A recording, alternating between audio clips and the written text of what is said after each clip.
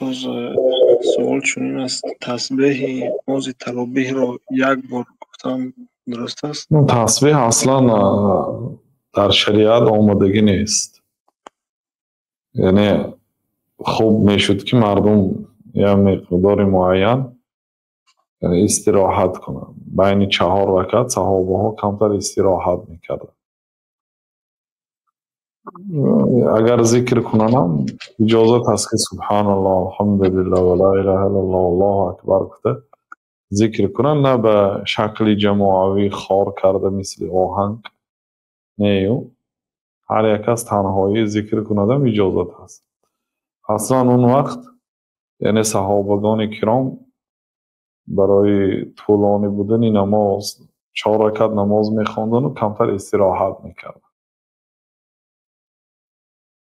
аҳли Макка байни ҳамин 4 ракат намоз тавоф мекардиянд. барои он ки тавоф дар он вақтҳо 5 дақиқа вақт мегирифт ё 4 дақиқа ё 1 дақиқа ҳам мегирад. агар дар гирди Каъба ҳеҷ касе набошад, яъне дар мумкин 1 дақиқа гирди Каъбаро 7 давр мегардед. яъне байни ҳар як 4 ракат як маротиба тавоф мекарданд. яъне Аллоҳ таоло мегӯяд ки фаиза фарағта фансаб. вақте ки аз як ибодат фориғ шудӣ ба дигар ибодат кӯшиш кун, то ин ки масалан инсон хаста нагардад. Абдуллоҳ ибн Аббос ҳадис ҳифз мекарданд, оят ҳифз мекарданд, тафсир мехонданд, шарҳи ҳадис мехонданд, хаста шаванд шеър мехондиянд. хаста шаванд бозӣ намекардияну ба ҷои истироҳат шеър мехондиянд. ба шеър истироҳат будааст. мо гоҳо китобҳои сира мехондем, таърих дар вақти дам. китоби таърих камтар осон аст, шавқовартар аст. дар бораи хосатан дар бораи тарҷумаи ҳоли як олим хонда мебарояд, шавқи инсона зиёд мекунаду чизҳои навигарӣ меомӯзиду аз ҳаёти як одам чӣ гуна ба ин мартаба расид, як чӣ меомӯзед саро дам мегирад, бо дарса давом медиҳад. яъне фаиза фарағта фансаб. Аллоҳ таоло дар сураи Шарҳ мегӯяд ки агар аз як ибодат ки тамом кардӣ, дигар ибодат ба кӯшиш кун. як тавоф карда мебид, яъне бо қувват пайдо мекунед, омада намоза давом медодад.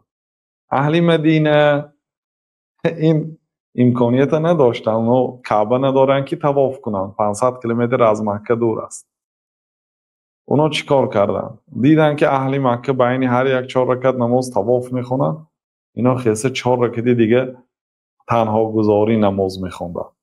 هر کس خیسته 2 رکعت نماز میخوند و در وقت استراحت 4 رکعت میشد. بنابراین نماز مالکی ها 36 رکعت شد. یعنی مابین هر یک 20 رکعت همین 5 تا 4 رکعت هست. ببینید در بینش 4 جای خالگی دارد.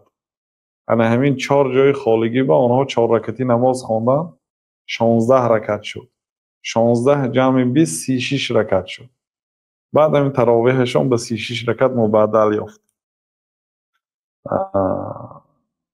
بین یعنی 4 رکعت میتونید یکم ذکر کنید. ما در مسجدمون 4 رکعت نه، یک بار 10 رکعت میکردیم و بعد نشسته یک 10-15 دقیقه صحبت میکردیم تا اینکه مردم یک پاهاشون راست کنن، نفسهاشون راست کنن و هم یک بار 1-2 حدیث میگفتیم تا اینکه چی بهره مند شود.